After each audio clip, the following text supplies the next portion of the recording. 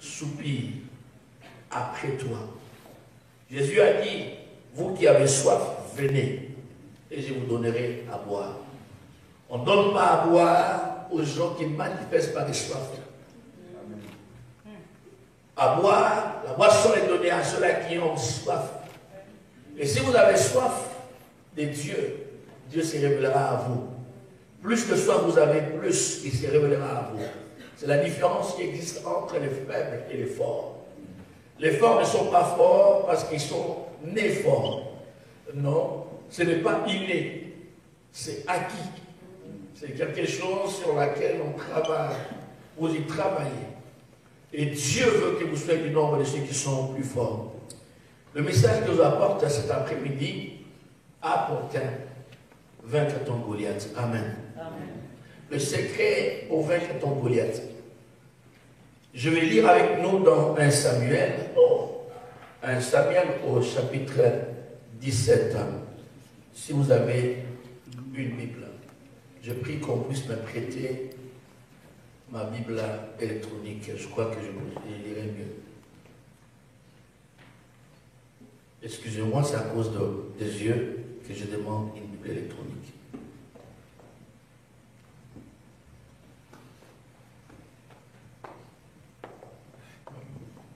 Un Samuel au chapitre 17, je crois que vous y êtes. Quand nous étions à l'école, quand on disait vous y êtes, et nous répondions nous y sommes. Est-ce que je vais poser la même question? Vous y êtes? Nous y sommes. Merci, bonne classe. Voilà. En tout cas, ça commence à venir. Nous allons cultiver une philosophie, une culture purement du sanctuaire Montréal, d'accord?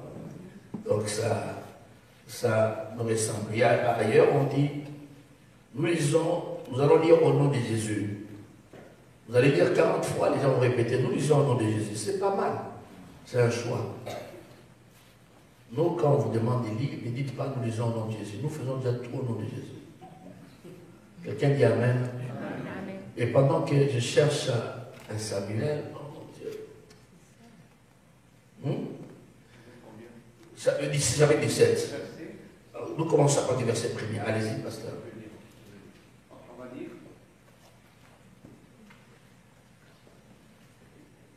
Les Philistins réunirent leurs troupes pour faire la guerre et ils se rassemblèrent à Soko, ville qui appartient à Juda.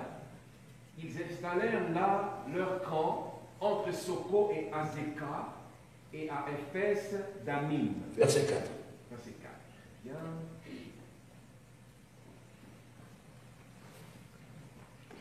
Okay. Un homme sortit alors du camp des Philistins et s'avança entre les deux armées. Okay. Il s'appelait Goliath. Okay. Il venait de Gath et mesurait environ 3 mètres. Oh là là. Verset 5. Non, non, 8. 8. Le Philistin s'arrêta et s'adressa aux troupes d'Israël rangées en ordre de bataille. Okay. Il leur cria.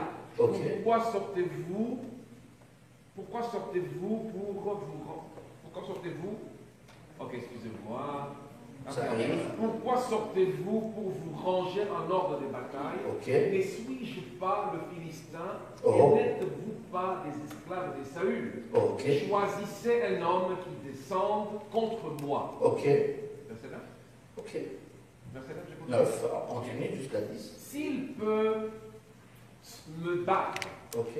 et qu'il me tue, nous serons vos esclaves. Mais si je l'emporte sur lui Ok. et que je le tue, vous serez nos esclaves. Voilà. Et vous nous servirez. Ok. Verset 10.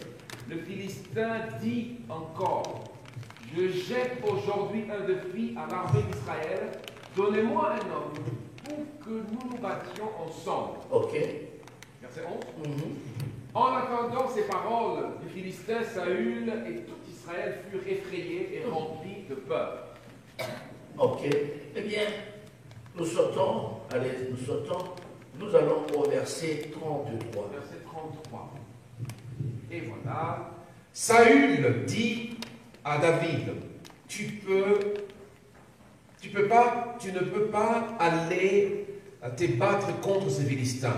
Tu n'es qu'un enfant, alors que lui, il est un homme de guerre depuis sa jeunesse. 34. Okay. David dit à Saül, ton serviteur gardait des brebis de son père. Quand un lion et un ours venaient pour en enlever une du troupeau, je courais après lui, je le frappais et j'arrachais la brebis de sa gueule. S'il m'attaquait, je l'attrapais par la gorge, je le frappais et je le tuais. Ok, continuons. 36, voilà. C'est ainsi que ton serviteur a frappé le lion et l'ours. Et ce sera aussi le sort du Philistin. Du Philistin de cet incirconcis, car il a insulté l'armée du Dieu vivant. 37. David ajouta, l'Éternel m'a délivré de la griffe du lion et de la patte de l'ours, et il me délivrera aussi de ce Philistin. Saül dit à David, vas-y donc, et que l'Éternel soit avec toi. Nous allons verset 46. 46. Voilà, 46. Aujourd'hui. C'est 47. 45, hein? 45, oui. Ok, 45, voilà. David dit aux Philistins, tu marches contre moi avec l'épée, la lance et le javelot. Moi, je marche contre toi au nom de l'Éternel, le maître de l'univers. Ok. Continue. Au nom du Dieu de l'armée d'Israël que tu as insulté. Aujourd'hui, va te livrer. Aujourd'hui, l'Éternel va te livrer entre mes mains. Je t'abattrai et je te couperai la tête. Aujourd'hui, je veux donner les cadavres du camp des Philistins aux oiseaux du ciel et aux bêtes sauvages. Toute la terre saura alors qu'Israël a un Dieu. Et toute la terre assemblée saura que ce n'est ni par l'épée ni par la lance que l'Éternel sauve. En effet, la victoire appartient à l'Éternel et il vous livre entre nos mains. Verset 51. Verset 51. Il courut. Je répète encore. Il courut, s'arrêta près du Philistin et prit son épée en la tirant du fourreau. Il l'acheva et lui coupa la tête. Nous disons Amen. Amen. On peut acclamer la parole de Dieu.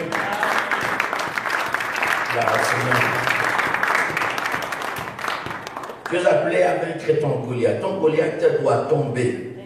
Ton Goliath doit mourir. Il n'est personne dans cette vie qui ne puisse avoir un géant Goliath en train de défier sa vie. Personne. Personne ne pourra dire, je n'ai personne qui me défie. Je n'ai personne. Il n'y a pas de géant dans ma vie qui puisse me déranger. Ça n'existe pas. Chacun de nous a un géant qui lui lance un défi. Qu'on soit jeune, qu'on soit vieux, qu'on soit homme, qu'on soit femme, qu'on soit instruit ou non instruit, qu'on soit riche ou pauvre. Croyez-moi, chaque être humain se retrouve devant un géant qui le fait dire, tu n'es rien, tu n'as rien, tu ne sais rien, tu ne peux rien, et tu ne vaux rien. Quel est ton géant? Quel est ton Goliath? Chacun de nous, voilà pourquoi nous avons tous besoin de Dieu. Il n'existe pas d'homme sur terre qui puisse dire je n'ai pas besoin de Dieu. Cela est faux. On n'apprend pas un homme à être, comment je peux dire, à reconnaître l'existence de Dieu. L'homme apprend à nier l'existence de Dieu. La connaissance de Dieu est innée. Voilà pourquoi la Bible ne commence pas par expliquer l'existence de Dieu, prouver l'existence de Dieu. La Bible commence par affirmer l'existence de Dieu. Au commencement, Dieu. Dieu existe. Et cela est inscrit dans le cœur de l'homme. Cela est imprimé dans le cœur de l'homme. Quelque chose nous fait dire qu'il y a plus gros que lui, plus fort que lui. Il y a un être suprême. Les uns l'appellent par un nom, d'autres par un autre. Peu importe le nom, mais tous reconnaissent qu'il y a un être suprême. Amen. Et tous sur la terre, chacun de nous, où que vous soyez, où que vous viviez, dans une ville comme dans un village, croyez-moi, vous allez réaliser qu'il y a quelque chose qui vous dépasse. Dites, ça c'est plus fort que moi. Ça c'est, je n'y arrive pas. Vous vous retrouverez devant une situation qui vous fait sentir que vous êtes incapable, incompétent, vous êtes ignorant, et vous êtes sans valeur, et vous êtes sans importance. Cette histoire, cette chose, cette personne, ou ce système, c'est votre géant. Quel est votre géant? Qui est votre géant? Pour certains, la maladie, ou d'autres, c'est la condition familiale, la pauvreté qui règne dans la famille, pour d'autres encore, la captivité démoniaque, pour d'autres encore, ce serait le manque des documents légaux, pour d'autres encore, ce serait le manque de connexions, de relations, le manque d'éducation. Quel est votre Goliath? Pour d'autres, le manque de maternité. Je suis marié, mais je n'ai pas d'enfant. D'autres encore, ils sont beaux, ou bien ils sont intelligents, ils ont l'argent, mais ils ne savent pas qui épouser. Le mariage est un géant qui se tient devant eux. Et pour de belles femmes, quelquefois, il n'y a pas des hommes sérieux qui puissent les prendre en mariage, n'est-ce pas? C'est un Goliath. Quel est votre Goliath? Eh bien, en lisant ce texte, il y a eu une confrontation entre deux camps, entre la Philistie, ou le Philistin et les enfants d'Israël. Les Philistins ont libéré, ont relâché un homme, un champion, un géant, du nom de Goliath, qui a lancé un défi à Israël. Lancer un défi, c'est provoquer quelqu'un, c'est menacer quelqu'un, c'est déclarer une guerre. Je te déclare une guerre tout en te faisant savoir que je vais te battre. Qu'est-ce qui t'affronte? Qu'est-ce qui te menace? Ta condition misérable, le manque de paix dans la famille, le manque de conversion authentique. Vous avez des enfants qui ne veulent pas se donner à Jésus, qui ne veulent pas servir Dieu à votre niveau. Qu'est-ce qui te menace? Qu'est-ce qui te provoque? Qu'est-ce qui te fait dire, oh Dieu, si toi tu n'interviens pas, personne ne pourra le faire. Il y a des choses, croyez-moi, frères et sœurs, il y a des choses qui ne pourront jamais être réglées avec l'argent. L'argent ne répond pas à tout. Non, c'est faux. Cette déclaration a été faite par un homme qui était en pleine crise. L'Ecclésiaste, on dit c'est le roi Salomon, il pensait que l'argent répondait à tout. Mais en fin de compte, il a conclu comme suit: vanité de vanité, tout est vanité. L'argent ne répond pas à tout. L'argent ne donne pas la paix. L'argent ne donne pas l'appétit. Non. L'argent peut te donner la nourriture, mais jamais l'appétit. L'argent peut te donner les habits, mais jamais la bonne santé. L'argent peut te donner les beaux lits, mais jamais le bon sommeil. Quelqu'un est avec moi? Mais seul, il y a un nom au-dessus de l'argent. Un nom plus grand que l'argent. Un nom qui n'a jamais été, c'est pas comme une monnaie qui se démonétise. Ce nom est le même, hier, aujourd'hui, éternellement. Aidez-moi, c'est qui? Jésus. C'est ce nom qui donne ce que l'argent ne donne pas. Amen. Ton géant, celui que tu n'arrives pas à faire tomber, celui qui te menace, qui te défie, qui te provoque, qui te fait ôter l'appétit, qui te fait ôter le sommeil, qui te fait ôter la détente, qui te garde constamment stressé, déprimé, eh bien ce géant pourra tomber. Quand il a défié l'armée d'Israël, écoutez, il y a eu deux camps. Il y a eu un camp. D'un côté, vous avez Saül, le roi, loin de l'Éternel? A-t-il été témoin? Oui. Saül est témoin. Était-il armé? Oui. Il avait l'onction, il avait la formation. Il avait aussi une forte connexion, une armée très forte. Malgré l'onction, malgré la formation, il n'a pas pu vaincre les géants. Il y a des choses qu'on ne peut jamais vaincre avec l'onction seule. C'est pourquoi ne pensez pas que l'onction à elle seule suffit. Au fait, un homme de Dieu qui a l'onction sans la formation est très dangereux. Ouais. L'onction sans la formation, c'est comme si on avait une bombe sans la conscience de ce que la bombe peut créer comme dégâts. Un homme de Dieu qui a la formation sans l'onction, c'est comme quelqu'un qui a été formé, qui a tout, il a la connaissance. Mais tout ce qui lui manque, ce sont les armes pour combattre. Donc tu sais ce qu'il faut faire, mais tu n'as pas les outils. Tu sais comment réparer, fixer une voiture, mais tu n'as pas les outils pour réparer une voiture. Pour un homme de Dieu, il lui faut l'onction, il lui faut la formation. Les deux rails sont importants afin que le train du ministère puisse continuer à marcher. Mais dans le combat spirituel, quelquefois ces choses ne marchent pas. Il faut aller au-delà de l'onction, au-delà de la formation. Saül, il est loin, Saül est formé, c'est un bon militaire, Saül est là avec toute il a une armure.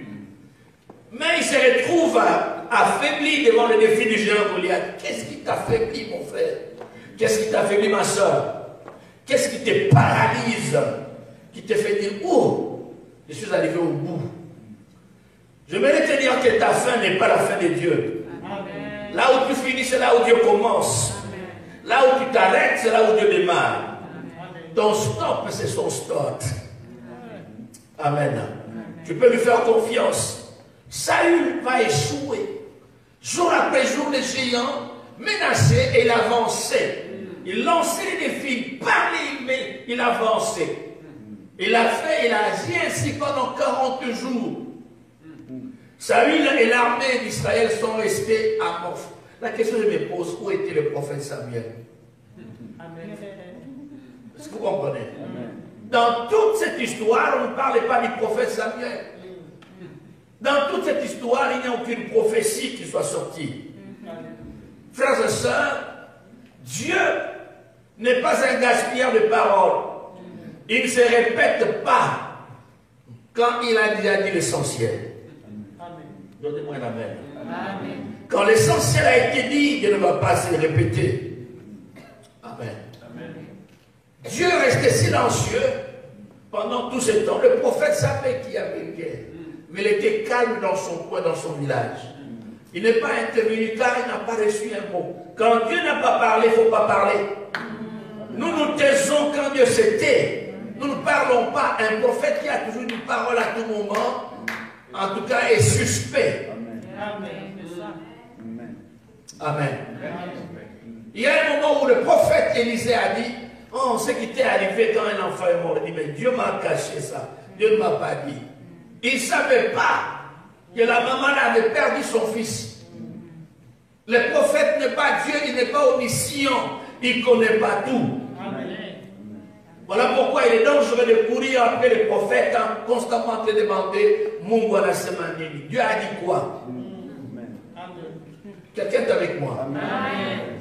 Il y a quelqu'un qui a toujours un mot pour toi, pour aller consulter. La ligne est constamment ouverte. Je l'ai mis 33. Invoque-moi et je te répondrai. Et je t'annoncerai des grandes choses. Des choses que tu es cachées, que tu ne connais point. Amen.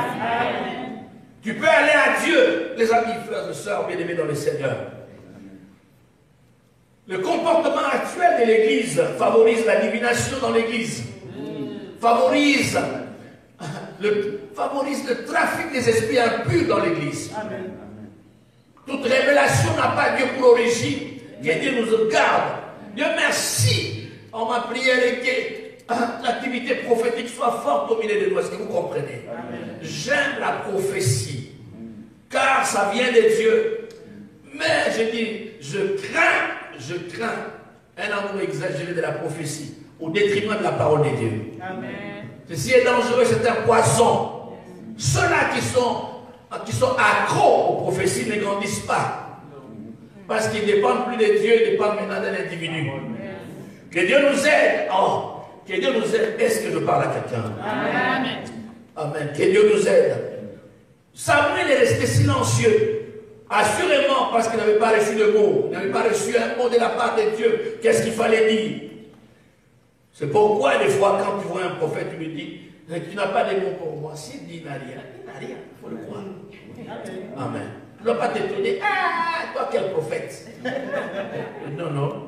Il n'a pas toujours quelque chose à dire. Il y a des choses que Dieu ne lui dit pas. Et quand Dieu ne lui a rien dit, il doit apprendre à rester silencieux. Et surtout quand Dieu a déjà fait connaître sa pensée, il n'a pas l'art de pouvoir gaspiller ses mots. Et ce peuple va se retrouver devant cette situation. Samuel est dans son coin, dans son village. Mais il n'y a que deux joints qui sont là. Parce qu'il y a un troisième point qui est absent, c'est Samuel. Les deux joints sont là. Saül est là, David est là. Saül ne va rien faire, il va rester amorphe, sans réaction, paralysé. Un point qu'on est en train de vaincre. Savez-vous quel est le nom Christ signifie point? Et tout chrétien porte le nom du Christ. Vous êtes appelé chrétien à cause du Christ. Donc vous êtes des soins de Dieu. Amen. Il est possible d'être loin, mais ne pas être capable de vaincre une bataille. Amen.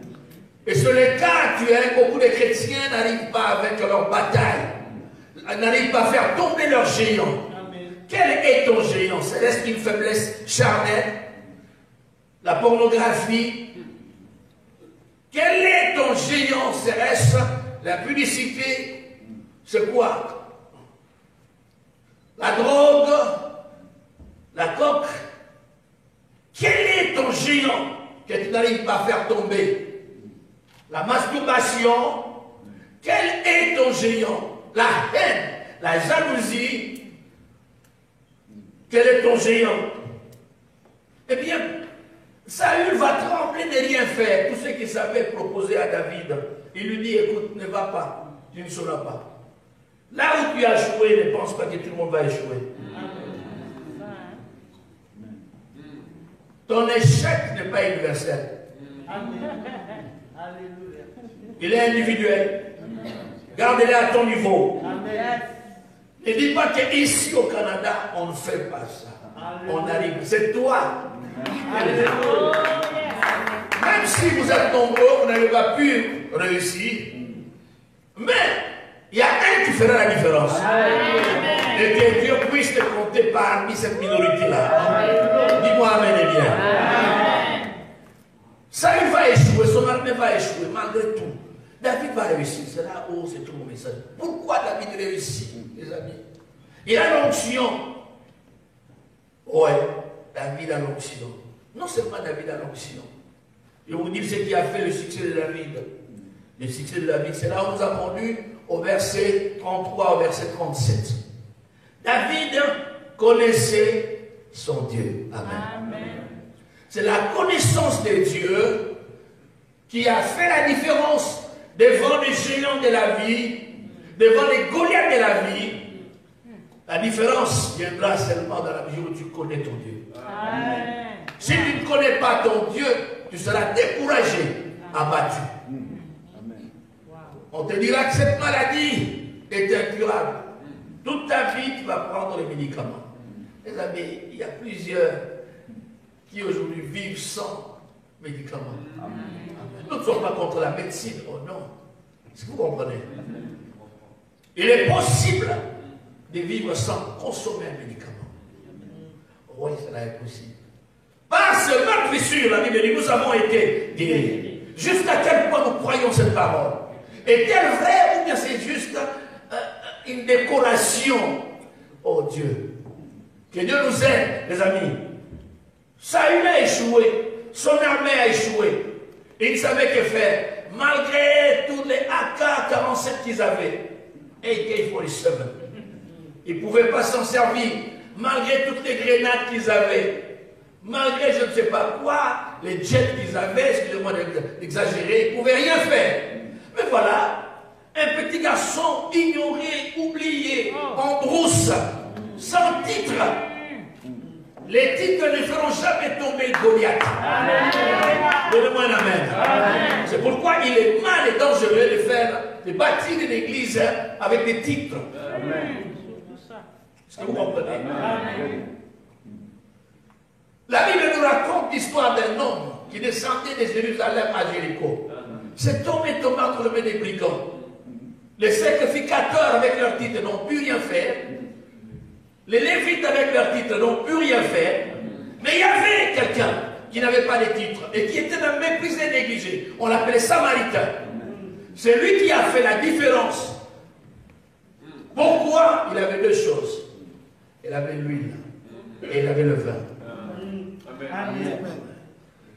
Et je dirais encore une troisième chose, il avait le cœur.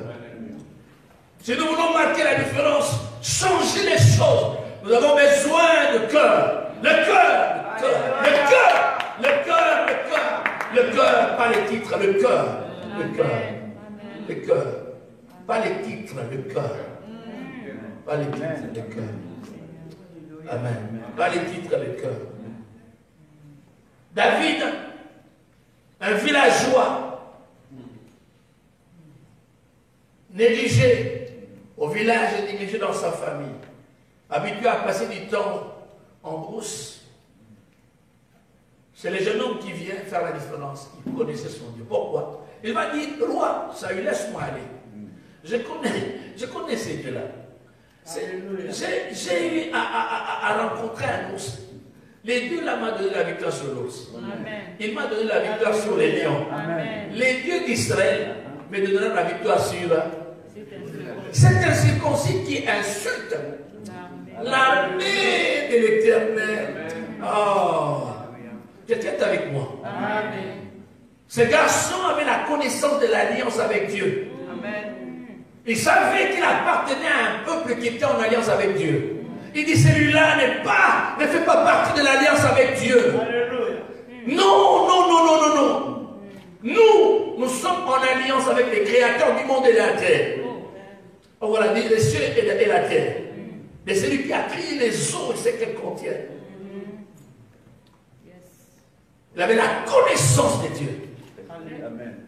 La génération actuelle la souffre du manque de connaissance de Dieu.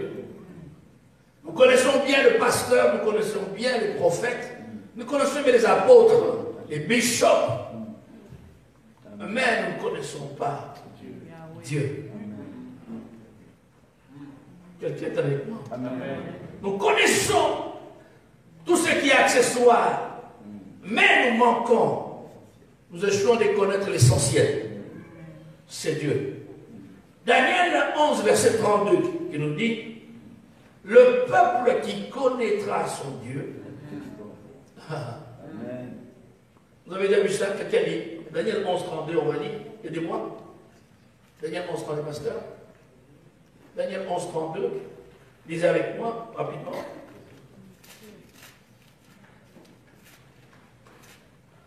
Daniel 11, verset 32.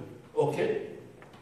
Il séduira par des flatteries les traîtres de l'alliance. Mais ceux du peuple qui connaîtront leur Dieu agiront avec fermeté. Amen. Amen. Ceux du peuple qui connaîtront leur Dieu agiront avec fermeté. En anglais, on dit ceux du peuple qui connaîtront leur Dieu feront des exploits. Amen. Avec Dieu, la connaissance de Dieu fait la différence. Pourquoi les gens tremblent dès qu'ils ont... Moi, je n'arrive plus à prier. Je n'arrive plus à prier. Pourquoi vous tremblez devant Goliath? À cause de l'ignorance de votre Dieu. Il y a trois dimensions de connaissances. Un, il y a l'ignorance. Il y a trois groupes de personnes par rapport à la connaissance de Dieu. Un, ceux-là qui ignorent Dieu, qui ne les connaissent pas du tout. Ils peuvent l'appeler Dieu, mais ne le connaissent pas. Ils ont une connaissance cérébrale, mentale, intellectuelle. Amen. Mais ils ne les connaissent pas. Ces deux-là, on ne les connaît pas avec la tête. Amen. Amen. Amen. Non, pas du tout. Ce n'est pas par les informations qu'on arrive à les connaître, non pas du tout.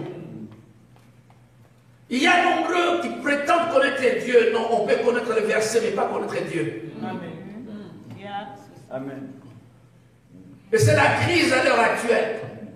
Samuel, quand il était plus jeune, il était dans la maison de Dieu, à côté de l'âche. Il passait toutes ses journées, toutes ses nuits, là dans le temple, mais il ne connaissait pas l'Éternel. Jusqu'à ce qu'il ait reçu la révélation. On peut venir à l'église et ne pas connaître Dieu. Donc, un homme qui ne connaît pas Dieu n'est pas vraiment différent d'un, excusez-moi, c'est terme d'un singe qu'on amène à une église. Comprenez, quand il est là, vous lui demandez d'être gentil. Il sera gentil parce qu'il ne sait pas bouger. Mais il ne comprend vraiment rien. Que Dieu vous aide à les connaître, est-ce que vous les connaissez? Si vous ne les connaissez pas, vous saurez ce qui va se passer. C'est quand Goliath se présente, c'est là où on sait voir la différence. Amen. Ceux-là qui ne les connaissent pas, ils paniquent à mort, ils sont découragés. Amen. Je suis fatigué, je ne veux plus continuer à aller à l'église, je ne veux plus continuer à donner, je ne veux plus continuer à servir Dieu. Ah non, je suis fatigué. On va de murmure en murmure, de plainte en plainte. On va bouder constamment.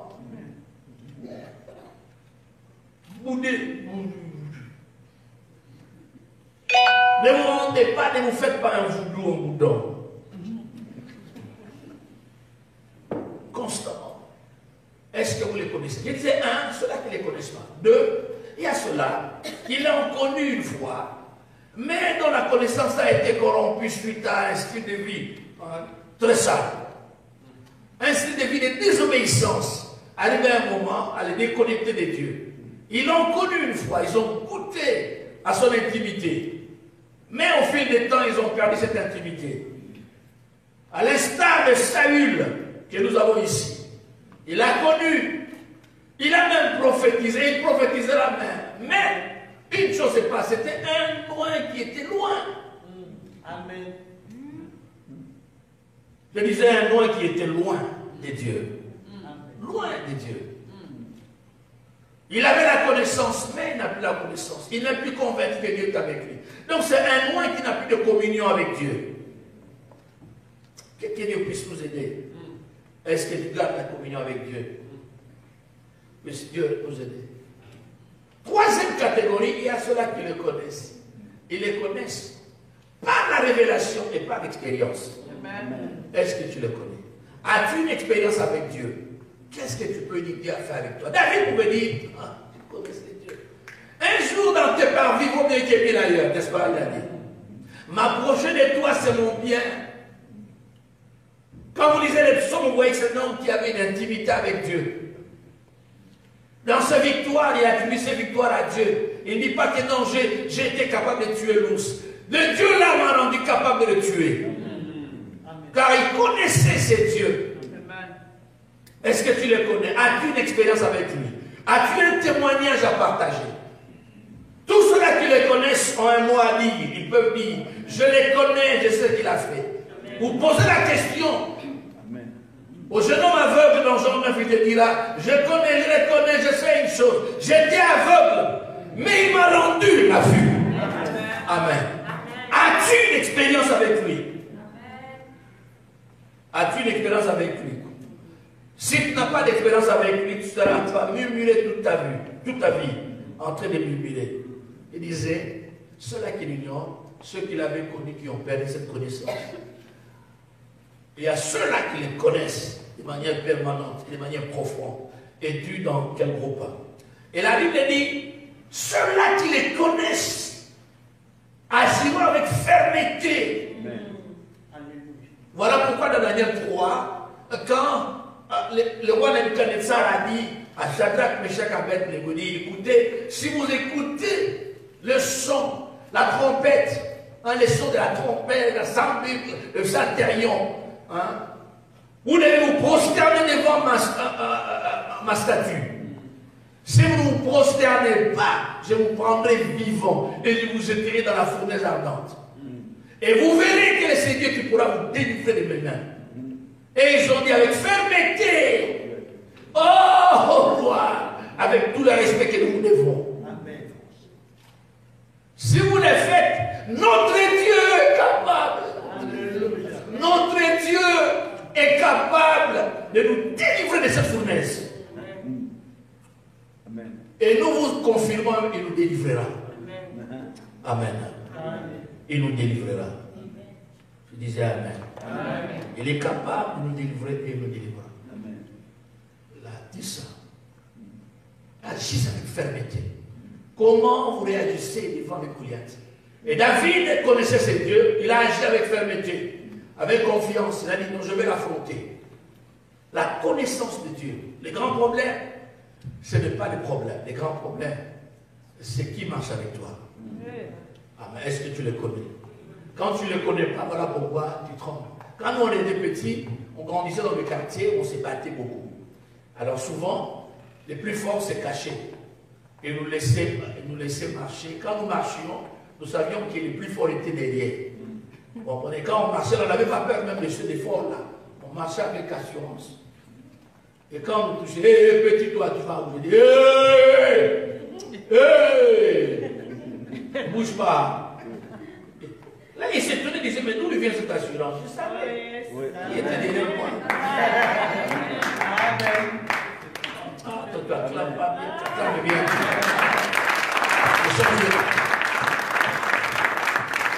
Je savais avec qui j'étais. Donc, mon assurance ne reposait pas sur moi, elle reposait sur la personne qui m'était des compagnies. Sur qui fais-tu reposer ta confiance? Est-ce que tu le connais?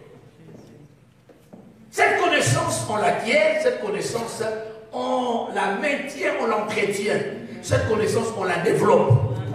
Si tu ne la développes pas, elle va sécher. Et ton cœur va devenir sec. Ceux qui prient avec connaissance, tu peux sentir. Quand on prie, on n'est pas sûr. Tu vas prier avec beaucoup de politesse là, parce que tu n'es pas sûr. Oh éternel, alléluia. Oh. Les visages religieux, la bouche, les langages polis, ce qui manque, c'est la fermeté. Vous allez voir des gens qui connaissent Dieu, même quand ils n'ont pas de français, vous sentez, oh, éternel, alléluia, je sais que tu vas agir. Amen. Amen. Ils agissent avec fermeté, ils prient avec fermeté. Amen. Amen. Tu veux vaincre ton géant Goliath, ce n'est pas toi qui vas le vaincre. Qui t'accompagne? Qui t'accompagne? Repose-toi sur lui. Appuie-toi sur lui. Il te donnera la victoire. Il fera tomber ton géant Goliath. Il va frayer un passage. Il va te guérir de cette maladie incurable. Il apportera la paix dans ta famille. La paix dans ton foyer. Il rendra possible l'impossible. Il te donnera la victoire. Il élèvera à son nom. Il agira à cause de son nom. C'est parce que tu le connais et tu places en lui ta confiance. Que Dieu te bénisse. Amen. Amen. Amen. Est-ce que tu le connais? Jusqu'à quel point tu le connais? Voilà pourquoi tu dois t'appliquer à lire la Bible. Amen. Lis la parole de Dieu. Chaque jour, lis la parole de Dieu. Que rien ne t'empêche de lire sa parole. Que rien ne t'empêche. Rien. Prie chaque jour. Ne manque pas aux réunions. Chaque semaine, vendredi, dimanche, tu es là. Ton âme en a besoin. Cultive la connaissance de Dieu. Tu verras que tu seras imperturbable, calme. Au nom de Jésus. Nous disons Amen. Amen. Et nous levons tous là où nous sommes.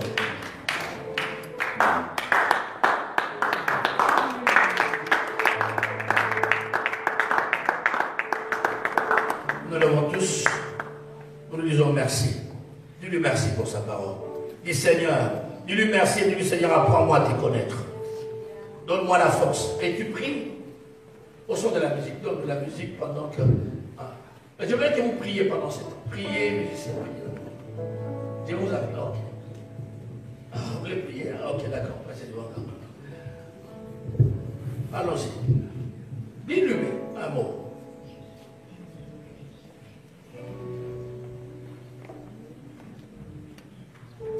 merci. Merci pour ta parole. Tu m'as parlé, Seigneur. Apprends-moi à te connaître. Je vais avoir une connaissance de ta personne. Te connaître par révélation. Te connaître et approfondir cette connaissance par l'expérience. Parlez-moi. Oh Seigneur. Matela mon Keshi Amasato. Oh Jésus.